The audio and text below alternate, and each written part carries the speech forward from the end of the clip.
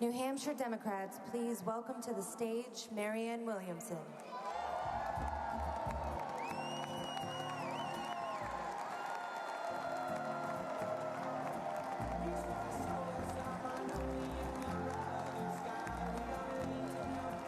Thank you.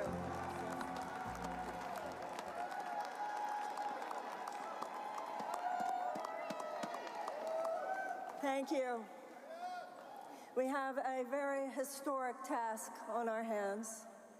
It is as historic as the challenge that has faced any generation before us. And it's important for us to remember that when this country has faced dark times before, generations rose up and they pushed back all the undemocratic forces that needed to be pushed back. We responded to slavery in this country with abolition. A lot of that, by the way, came from New Hampshire.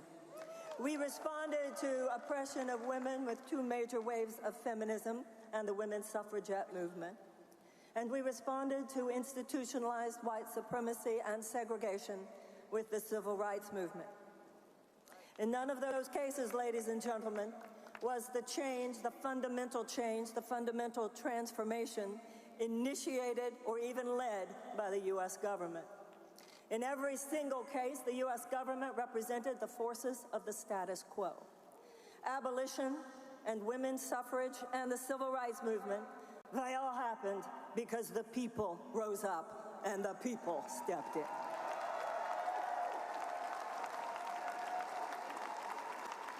It is time for us to identify the problems not only in our past, but to identify the problems in our present, but to identify with the problem solvers that came before us. They did not listen to a political status quo that said we can only get you this much. Instead, they remembered the words of the Declaration of Independence. Not only that all men are created equal, not only that God gave all men inalienable rights of life and of liberty and the pursuit of happiness, but also that governments are instituted to secure those rights. And when government's not doing its job, it's the right of the people to alter that or abolish it.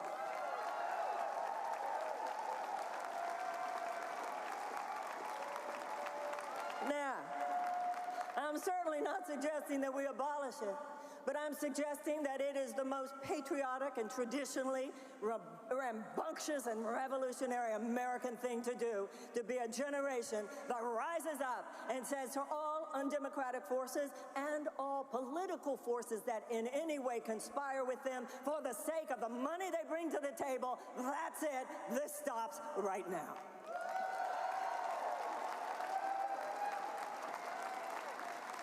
You see, our forefathers did not repudiate an aristocratic system in Europe in 1776, only to see us replace it with a new aristocracy of corporate America. They did not. No. We repudiated an aristocratic paradigm in 1776, and the task before us is that it is time to repudiate it again.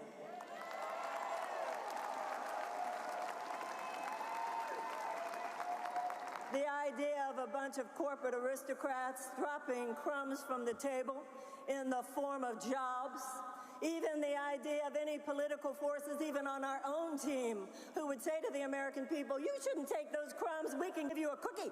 No. We're Americans and we all get to feast here. The American people have forgotten where the power lies. Because when you forget it in your head and you forget it in your heart, it's no longer in your hands. And so we need to remember that our job is to say to any forces that would only trickle down just a little bit of the abundance that should belong to every American citizen, just a little bit of the freedom that should belong to every American citizen, just a little bit of the right to pursue happiness that belongs to every American citizen. We have to remember that it's our job to say to them, no. You give me free health care, you give me a good education, and give me a fair shot. I'll create my own damn career.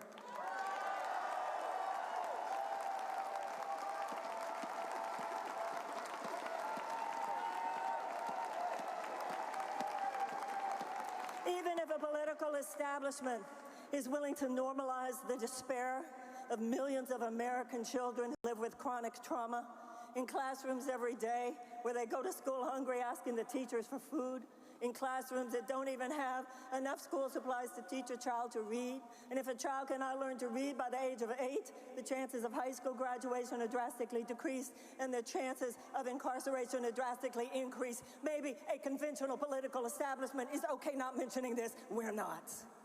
And when we have a national security agenda that is driven more by the military-industrial complex and by short-term profits for defense contractors than in order to proactively wage peace on this planet, maybe the conventional political establishment is okay not mentioning that. We're not. When we have a situation of such turbulence because of economic and social and political injustice towards Black Americans and towards Native Americans, there continues to be a toxicity and continues to be a turbulence that we simply hand down from generation to generation. Now, maybe there's a conventional political establishment that is willing to simply look away and not mention that. We, the people, are not. Ladies and gentlemen, it's time for us to really realize the power was given in the Constitution and in the Declaration of Independence to we, the people. It is not the role of political establishments to tell us what the issues are. It is our role to say what the issues are. We're going to reverse climate change. We're going to rescue those traumatized children. We are going to push back against the military-industrial complex.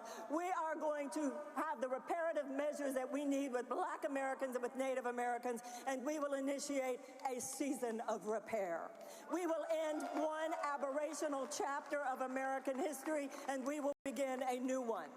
Because we realize that there are haters in this country, and there aren't that many of them compared to how many of us who love, but they are politicized, and they are convicted, and conviction is a force multiplier. We will not push that back with a stale, same old political conversation. That's not what's going to happen. Trump is not just a politician, ladies and gentlemen. He's a phenomenon. And that a same old political conversation will not defeat that. What will defeat that is a phenomenon of our own that has to do with the people rising up. Because more of us love than hate, but those of us who love need to show as much conviction now as those who hate. We need to love, and we need to love.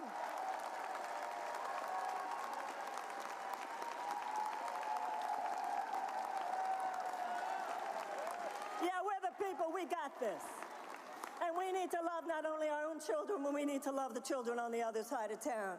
We need to love not only our children, but the children on the other side of the world. We will not look away from traumatized children. We will not look away from hungry children. We will not look away from systems of injustice due to race or Native Americans. We will not look away from the way a war machine continues to dominate our national security. We will not look away from the dangers of climate change. We will not look away. We'll look that stuff right in the eye, and we'll know everything's going to be okay because we're the people and we're here.